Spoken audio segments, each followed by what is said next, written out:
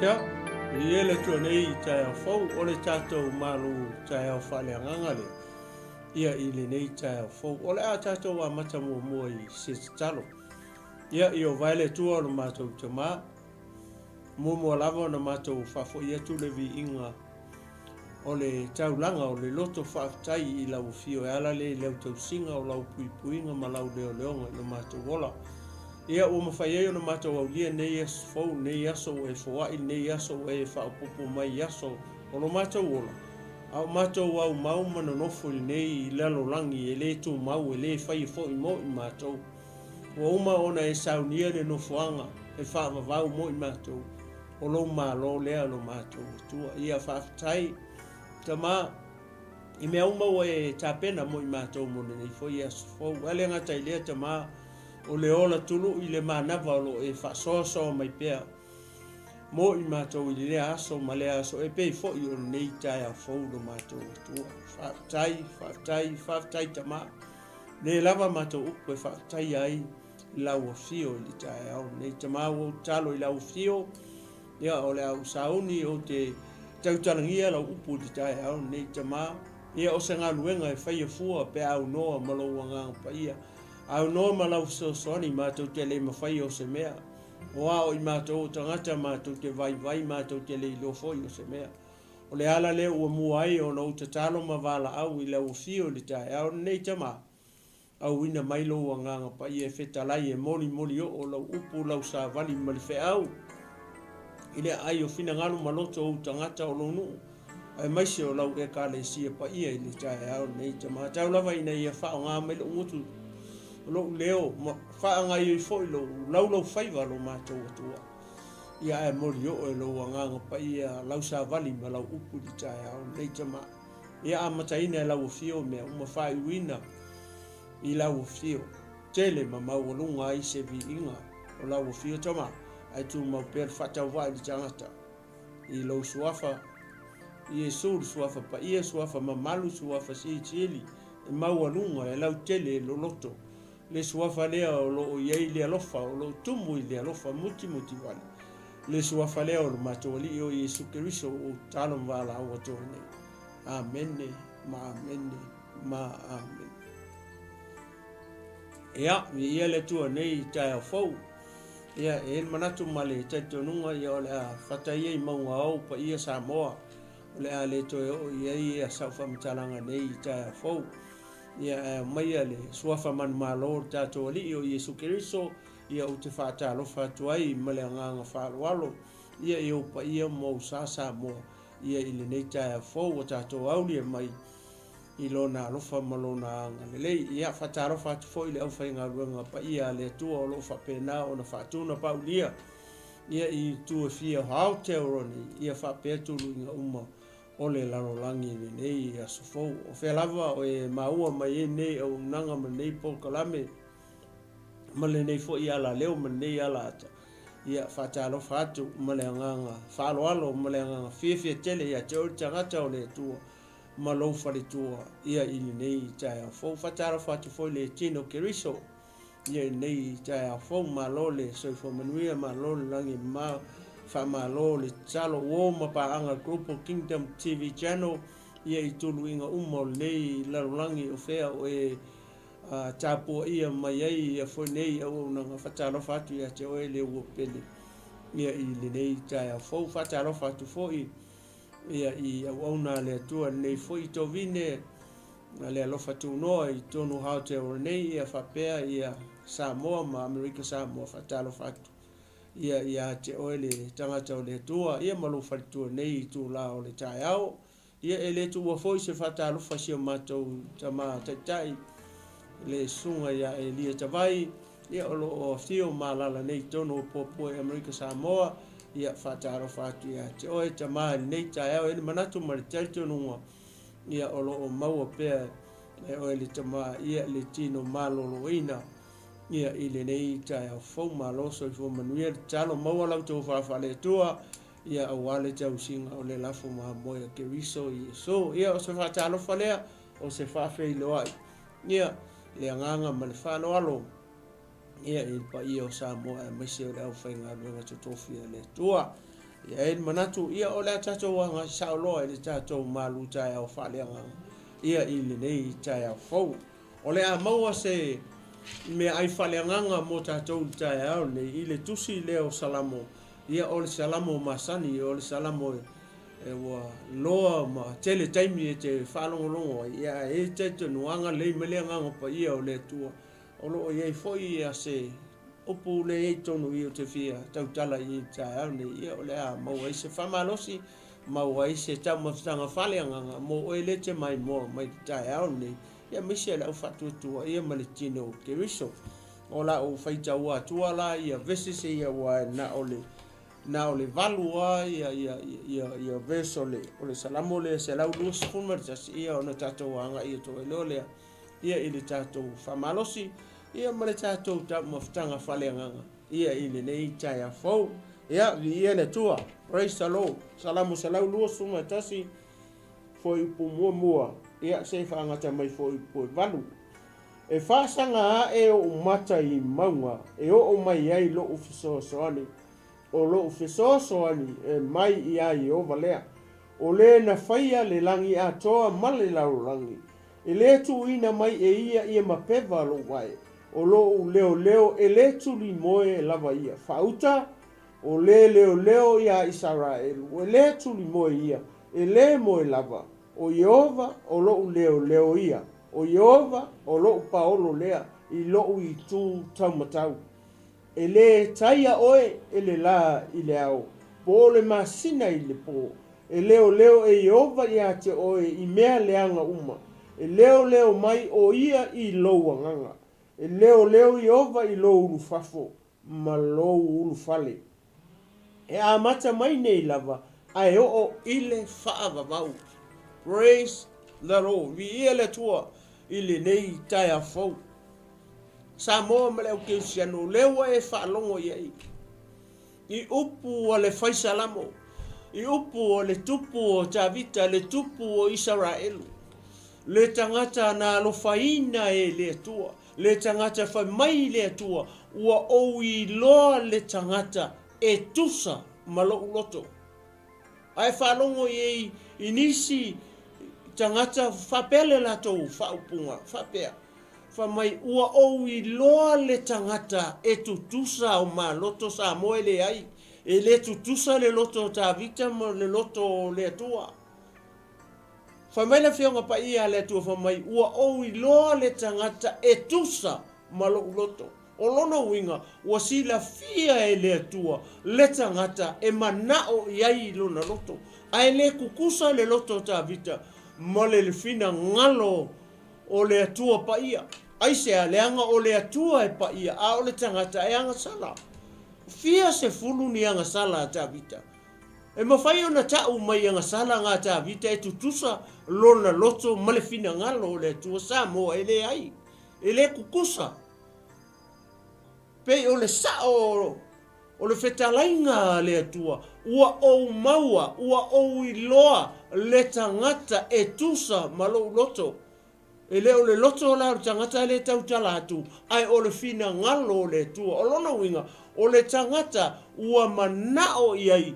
le loto le tua o ai o Tavita le tangata na te whaia mea e fina ngalo ai le tua a fetalai atu le tua e a Tavita whai le mea lea whai e Tavita whai le mea lea whai e Tavita ka leo e whalongo i le tae au ni whai mai e whaasanga ae o umata iai ile tua fasanga e o umata iai Yehova ele o ta pala vai Tavita po le faisa lamo ia mata o sesi tangata o la tau tala Tavita i o nga ia lava mata fafefea o e Samoa ma le au fatua tua i le tae au ne o ai lea sa e fasanga i o mata i le tae au ne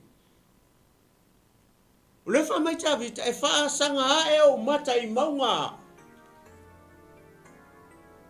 o ai le maunga le tautala i Tavita o le atua o Yehova le atua o Israel fa fe o ele te mai mo mai le tae au nei ma o le o te tautala atu o e manatua O e manatua se maunga na e whaasanga i le tae au nei, ina ua e ala whai mai o tō whanga, mo moenga i le tae au nei.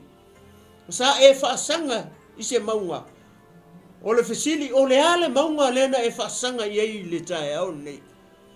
O le afo i le maunga na e te whaasanga sanga i le kaimiringi, a o e mai moa mai ma e mata mai ma e whaalongolongo mai le tae au nei, i upu o le tangata, na te iloa lona atua, na te iloa lona maunga, na te iloa Iova le atua o Israelu. Le fai mai e whaasanga ae o mata i maunga. O e sila fia, o e iloa, o iloa, le maunga lea e te tau o na whaasanga e o mata, pe a o wala whai mai le tae au. Tele o tangata e ala whai mai le tae au, e ese maunga e whaasanga i ai. E le whaasanga i le atua, e le whaasanga i ave se vi inga ma se whawhetai i le atua. A o le ale mea le whaasanga sanga i le si tangata. O le si tangata e makua i ngalo i a te ia lona atua. Ai whaasanga sanga i le mea lea le tae au po, whakoa ala mai ai kango le tangata i le mea le whaasanga i ai. Whaasanga i ai o na mata, mai le tae au se i o ina i, o mai le po mangoto le la, o lai ngofo i a le si tangata e whaasanga sanga i ai. O le ala winga o le mele, le fai mai ta vite whaasanga e o mata i maunga. E o mai ei lo fisosoani o Iova. O le ala mele te whaasanga i ei. O so, o le o fai le mele mau atua, i le aso a koa, ma le po, ma le au, o fai le telefongi, mau atua e te whaasanga i ei. I kaini uma, maso uma, o lo soifua, ma soifua i ola. O le hale mele te whaasanga i ei. O e whaasanga i se maunga. E le kasi se maunga. Wa aipo sa o le maunga na te whaasanga i ei. Ai se au fia ai ta vite whaasanga o na mata i maunga. A le wha mai i. Wha mai a. E o mai ai lo sosoani. O le hale fisosoangi e mai le maunga le kilo i ei. O le maunga le o telenga whaasanga i mata o tangata. O le makua i kumu i mea le kongu i. E le ua whaasanga sanga i mata o le tangata. Ai sea le anga o longa akua. E whape i mai le atua le wha mai ta vita. Wha mai e o mai ei longa whesosoangi. Le alaua i wha longo i ei le tae au nei wha mai e. Wha mai Whamai e o mai ei lo whesosoani. O whe me mawai, e mawai lunga na maua, o lea ata o le maunga, o le atua. O kei lo sa moa ina o mai le nuu. Pau a lea le mea na whaasingo e le atua, whamai le atua ia, mose, sau lunga na maunga, sau lunga na maunga, mose whaida waringa o mai lunga na maunga, a o mai nga whaakari mai le lalo ngana waringa e saunga oe lunga i. O le atua o maunga, le te whaalonga i, le wa whaingoa i e Samoa, i a malu tatalo o Samoa. O le maunga o le atua Israelu, o le atua leka koke au aunga i, o le atua o maunga. Fiu su ria e tau mawhai, e oso whai, ina ia whau matia le nuu o le atua la koke le mawhaia. O mai kau whaia inga, o mai kau whaia inga. Ngai iwanga wha mai le tupu, ka koke le mangu malo ia Israelu. Leanga o le lato atua o le atua o maunga. Lewa e whalongo iei le tae au le nei. Le tangata whatu pese ma li o Israelu. O le tupu o le leo ma moe. Wha mai e whaasanga e o matai maunga. E o mai ai lou fesosoani. Wa aipa o mawaso fesosoani i le maunga ngai ke whaasanga iei i le tele o taimi o lou soifua ma sofo i ola. Kei lo Samoa. Wa le fio ese tangata ma le maunga lea. I le au ngā tupu langa ni nei wa tato iei. O le fio ese i tangata matutua tupulanga tala vou e o i whana witi. E maka ukia le maunga leo whasanga iei. Ia le lalo langi ma leo ngā tupulanga leo a tato iei. O le maunga lea o mea tau technology. Ke le fongi ue vai iei. A le fisili li tae au nei. O e whasanga iai ova. O e whasanga i le atua. E maua mai ai lo sosoani. O le mafuanga le fia i tavita. Fa mai whasanga e o mata o lai tau tala tavita i ona mata. E whawhea o ele te mai moa mai. Ma re tangata nei e tau tala atu. O le asea o onga mo tātou. Ia tātou whasanga i le atua lea. Ia tātou whasanga i ai ova lea. Le whai mai tavita e whasanga i ai ona mata. Aisea leanga e o mai e lo tātou fiso soani. Vi ia le tua i le nei taia fau. Mai o loo fiso soani e mai ai ova lea. O le na te whaia le langi a toa male lalo langi. Vai le wha mai tavita ea. E o mai ei lona fiso soani. O le maunga lea. Po o ia ova lea na ia whaia le langi male lalo langi nei. O loo tau a whiwhio ai, ma no whaita ngata le tau talatu. Ngā whai e se California le langi. Ngā whai e se California le langi. Na whai e le maunga lea ke e whaasanga e o mata le me le ke ngofo ai. Le ai. Le i whai e se technology po le ase si mea. Ia le lalo langi nei tau te a whiwhio ai mau nofo ai, ma le langi nei kau ke vai e kui ai. Le langi le whai mai e salamo ta vita wha mai a. O whaalia mai le langi. Le siri ese o le tua. O whaai loa mai le langi. Le siri ese o le tua mana ngā luenga. A le wha mai na te whaia le langi. Male lalo langi. Ma o mai e la le fisosoani o ta vita. Vi ia le tua nei taia foko mai.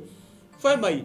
O longa fisosoani. Po Yehova po lona tua po le maunga le whasanga iei ta vita le whasanga iei mata o ta vita whai mai wa mai e le tuina mai e ia ma peva lo vai o vai le fisosoani kasi le fisosoani le mai ai i le maunga le whasanga iei a whai la o tato whasanga i le maunga le ue whalongo iei fa mai e le tuina mai e ia mapeva lo vai e le tuina mai e ia e lavea pe tatu te whetaia ina mani whaalave mani mala lea taimi ma lea taimi lea aso i lo wala whai mai e vai mua le maunga lea aisea leanga au mai ei lo fisosoani o lea ko inga fiso so ya na we fa longo ye le tai au ni fa mai na tele tu ina oe le te mai mo mai mar tanga ta le tau talatu ina ia tu ia pe ma pe valo vai ile me lea o le a e malanga ye i se au manga luenga o le nei aso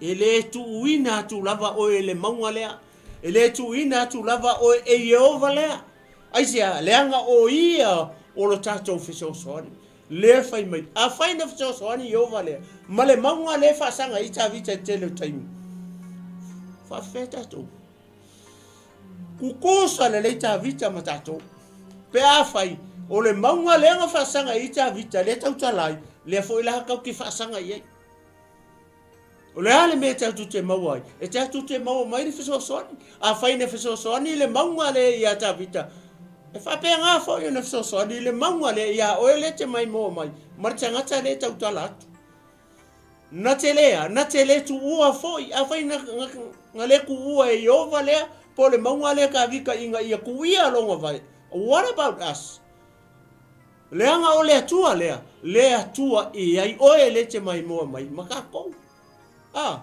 fa mai ala fiongo pa ia le atua nga o Israelu e atua i le atua le ai o le atua o le lalongi uma a fai o le tautala ta vita sa leo ma pui Ia le maunga le po i ova le ia tawhita. Kukusa le ia ma oe ma o makako.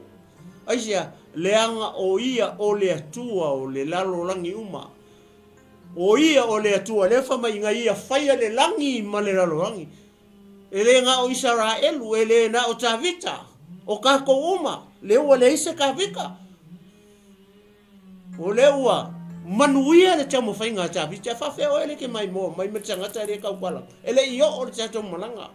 Mea ngā lefa mai ele tu inatu o e maau, mai kako, inga ia mapeva o tato vai. Aisia, la lai leo leo la e Yehova lea. Lai leo leo le maunga lea tato, leanga o leanga mua mua o kako whasanga i o tato matai le kai au, kako o ese lo mo kako whali. O whea lai e te alu iei, i lungo le ala o totonu o whale whai ngā luenga, o whea lava e te anga iei, i whe au mga luenga o le aso nei. Ele mapeva lo vai, ele whetaia ina oe mani whalawe lawe. Aisia, langa lai leo leo la ia, ia Yehova lea, le leo leo le maunga lea. Aisia, langa lenga mua whasanga iei au mata i le tae au. Ilea, ile tatalo mani whaatonga, mani whaafetai i le atua. Lea laua e whalongo iei le tae au nei. Praise the Lord, mai sau pati e vi ia i le atua. Whamai, o loo leo leo, lea lau oso mai i, peo nau whai atu, o loo leo leo. O ai le leo leo, o Yehova, o ai le leo leo, o le maunga lea. Na uma loa o na e alanga, ma whaasanga ae, o whaasanga o lau wala au, o lau tatalo, whaasanga o mata i le tua, whai atu sautala i le tua. Lea le whamai, na te leo leo oe. Whamai, vihia le tua, whamai, o loo leo leo e le tuli moe lava ia. Fauta o le leo leo ia Israelu e le tuli moe ia e le moe lava. O le salamo a ta vita matusto singa ta vita na fai e ta vita i le taimi o lana nofo a inga. Mai le taimi a o tala vau se e ave matupu sa kusi kusi e ta vita salamo nei mo Israelu. Malama le le ta vita i lona atua, o lona maunga o le atua, o lona nuu o Israelu. Wachea, langa laifa apea o mamai maka o nguu lesi o si oa ia Israelu. E ese o lato atua, e atua i la au, e atua i maa. A o le atua le i loa e ta vita, le fa mai e le moe, e le tuli moe lona atua. E le moe le maunga lea, e le tuli moe le maunga lea, e le fa mai e a mai e lona fesoa soani, o ia na ia whaia le langi ma le naro langi, le ola masoi fua ai, ta vita malona nuu o Israelu. A leo fai mai, e leo e ia Israelu. A fai na leo, lea tua po le maunga lea po Yehova lea, ia ta vita malona nuu o Israelu. Whawhewhea oe le te mai moa maritae au nei, maritangata le tau talatu o ka kou o Samoa. A whainga whai e Yehova, lea tua o ta vita ma lea tua o Israelu, ia ta vita ma Israelu, e whape ngā whai o ngā whai e Yehova lea tua lea, le maunga lea, ia oe le te matamata mai, maritangata le tau talatu, ka kou o Samoa, kukusa le lei. Pea whai e tātou te masani i le whaasanga o tātou mata i le atua i le tatalo male ana pongi. O ngārea, o ngā ia whisoa soangi mai lea, mo oe maha mai tātou uma. O na ia leo mai lea, ia te oe maha mai tātou uma Samoa. Lefa mai tā vita o le leo Israelu. Whape ngā foi le tae au le nei, awa ese Israelu, ai tū iai, o ia o le leo o Samoa. Praise the Lord, vi ia le tua, e le nei tae au fou. Glory, hallelujah. Whamai o Yehova lo leo ie, o Yehova o lo. Praise the Lord. Nā te leo, o Yehova, o longa leo, o Yehova o le leo Israelu. O Yehova o le leo o Samoa, o Yehova o le leo le au keusiano, o Yehova o le leo le au fatuatua, o Yehova o le leo le au paia, o Yehova o le leo o le au pele, le tino keriso, le ekalesia keriso Yesu. o ia o lo tātou leo leo. A leo o whai mai, o le whesoa soangi, o le leo leo, a leo koe whai mai ka vika ia. O ia o lou paolo. Whesoa soangi, o mausau whesoa soangi in mea lea. Ia konga maua ele kiki. O leo leo o le mea lea oe. A tonu o leo leo oe ele titi. O wha paolo le mea lea ia te oe. Ia wha mai tabi. Whai mai. O i opa lo leo leo maa moi. O i o lo paolo lea i lo i tū taumatau. O Yehova o le paolo o tabita. O Yehova o le paolo o le au whatuatua. O Yehova o le leo leo o e lete mai moa mai. O Yehova o lo leo leo. O lo paolo o te paolo ai i whea i le tū taumatau. Vi i ele tua i le nei taia fau. Glory, hallelujah. Whamai, e le taia oe ele la i le ao. Po o le masina i le po. Vai le ye. O le paolo o Yehova o le maunga lea o le tātou paolo. E le a whai ngai oe i le masinga i le po. E le a whai ngai oe i le la i le ao.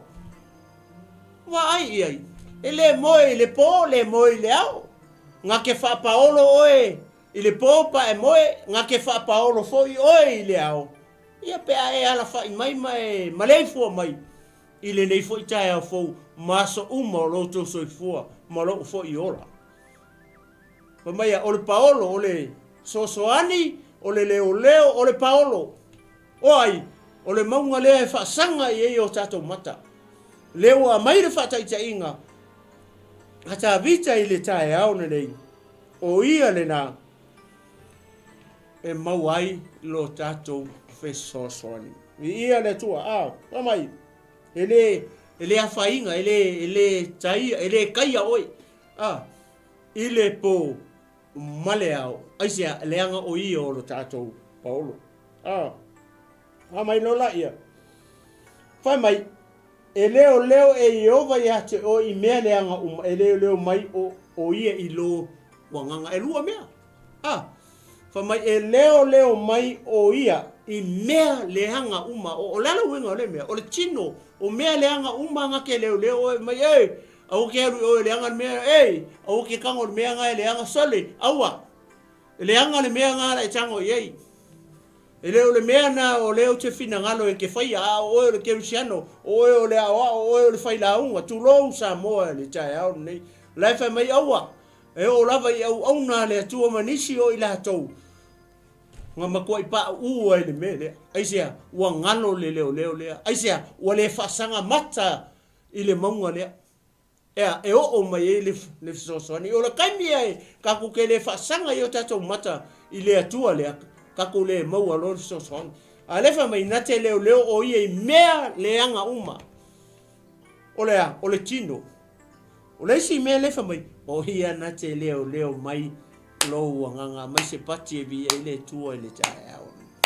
nga o Yehova nga o le tua nga o le manga le tatou te fasanga i o tatou mata i aso uma na te mawhaia o na leo lo nganga a whaina leo e Yehova le tua ne a nganga o ta vita pei o na whai mai e ta vita i le tae au ne what about us whawhea oe le te mai mua mai ile ngata ona leo o i mea leanga uma me te halu i ai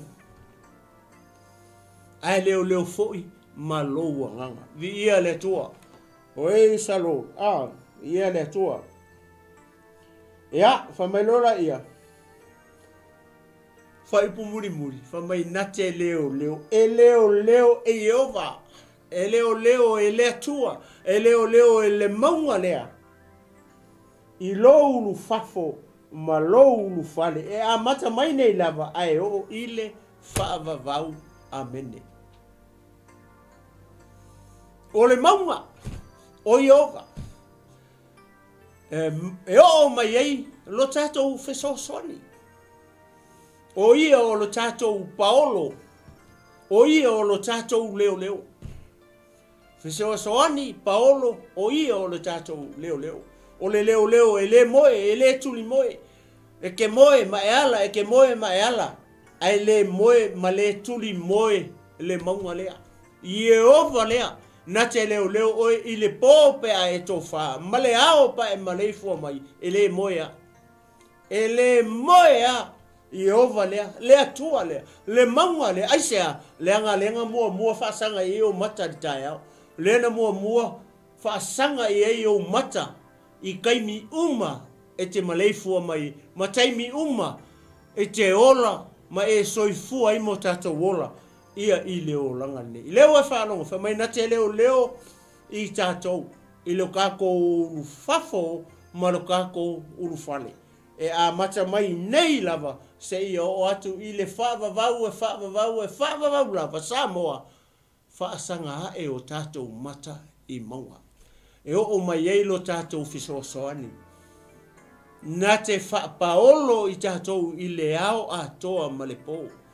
Na te leo i tātou i lo tātou i tū taumatau. Samoa o le iku kaumakau e o i eitangata e whaauru whale i le malo le tua. Le kaukala i le matai o lufu lima u whai atu e ai lātou i lona i tū taumatau o māmoe i nā uru whale maia o tou. I le malo e whai ma o tau tofi le malo ngā whaavai inga ai le i whaia le raurangi ne. Neu e whaalongo i e. E a mata atu nei i lava a whai leo whuka e whaalongo i e le tae au nei. Le me ke le kari ia i le maunga lea. Le me te le tali ai e ova lea. E whai maali i ma whaaola i lo soifua. O ia o lo sosoni. O ia o lo tātou Paolo. O ia o lo tātou leo leo. E le moe, e le kuri moe. Na te leo leo oe i le tino, na te leo leo oe lou anganga. Na te leo leo oe, na te leo leo i tātou. Lo tātou uru whafo, ma lo tātou uru whale. A mata atu nei se i o i le whaavavau lava. Amene. Ta maa whaftai mo la upu. Tui nātu i le ngaruenga mai e a loa nganga li tae au nei ta maa. Leo e whetalai, o oe te leo i mea leanga uma mātou te ui ai.